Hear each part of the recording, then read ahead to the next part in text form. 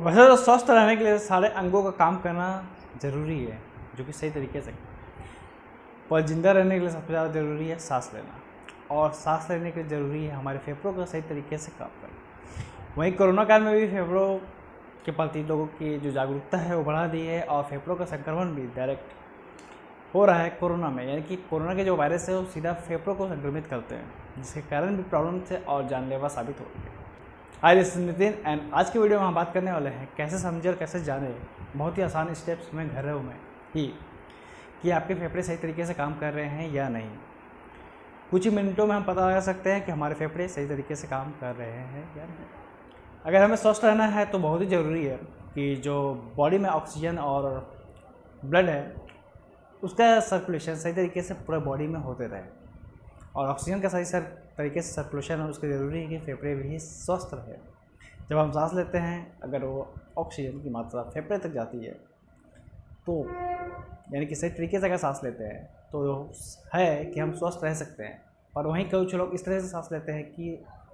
सिर्फ पेट तक जाती है सांसें और पेट से ही सांस छोड़ देते हैं, जो कि गलत है। खैर, अगर आप ये जानना चाहते हैं कि आपके फेफड़े स्वस्थ है कि नहीं, इसके लिए एक आसान सा उपाय है। अगर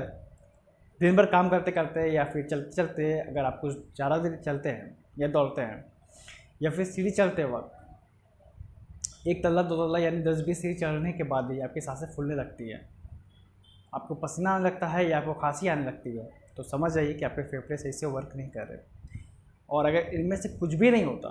तो एक चीज़ हमेशा नोटिस करने की कोशिश करिएगा, वो ये कि क्या 2-3 तल्ले चलने में या फिर 20-30 सीढ़ी चढ़ने के बाद किसी भी कारणवश आपके मुंह खुले रहते हैं या आपको मुंह खोलने की ज़रूरत पड़ती है। अगर ऐसा है तो इसका मतलब ये है कि आपके अंदर में बॉडी में ऑक्सीजन की कमी हो गई है और आप मुंह खोल रहे हैं ऑक्सीजन को अंदर लेने के लिए।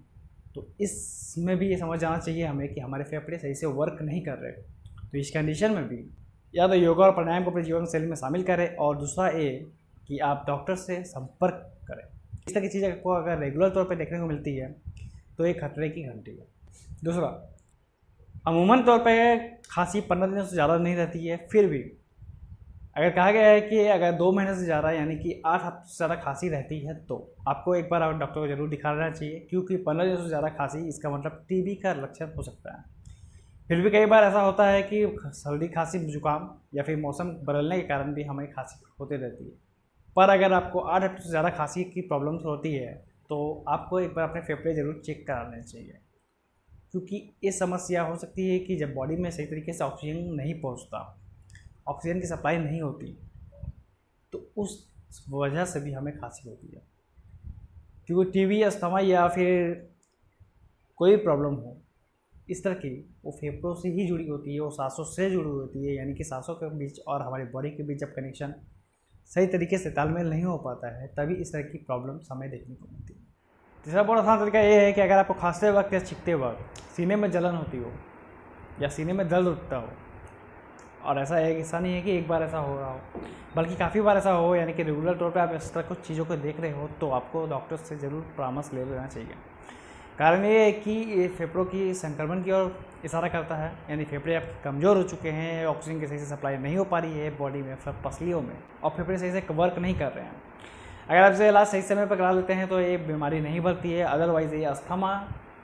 का रूप ले सकता है, जो कि काफ़ी जानलेवा भी साबित हो सकती है और जीवन भर ठीक नहीं भी हो सकता। इस तरह की कुछ चीज़ें हैं जिसे आप अपना कर, यानी कि रोज़मर्रा की लाइफ में ही देख कर पता लगा सकते हैं कि आपके फेफड़े सही है या नहीं। हो सकता है कि कभी कभी आप जब ज़्यादा बातचीत करते हो या ज़्यादा बोलते हो, ज़्यादा हंसते हो, बोलते हो, रोते हो, तो उस कंडीशन में भी खांसी होने लगती है।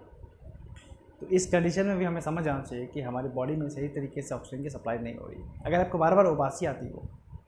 तो इसका मतलब ये है कि हमारी बॉडी उबासी लेने के ऐसे तो बहुत सारे कारण होते हैं, पर एक कारण ये भी होता है कि जब हमारी बॉडी में ऑक्सीजन की कमी हो जाती है तो हमारा मुंह खुद ब खुद खुल जाता है, जिसे हम उबासी लेना भी कह सकते हैं, क्योंकि वो ऑक्सीजन को अपने अंदर तानने की कोशिश करता है। तो इस तरह की कोई भी लक्षण अगर आपको नज़र आ रहे हो नॉर्मल, तो एक बार डॉक्टर को ज़रूर चेकअप करा लें। हो सकता है कि आपके फेफड़े कमज़ोर हो गए हो सकता है आपके फेफड़े सही तरीके से वर्क कर रहे हो, पर अगर इस तरह की प्रॉब्लम बढ़ जाती है तो ये बाद में जानलेवा साबित होती है और बहुत ज़्यादा प्रॉब्लम्स भी क्रिएट करती है। तो बेहतर है कि इस तरह के लक्षण सामने आने पर एक बार दिखा लेना चाहिए।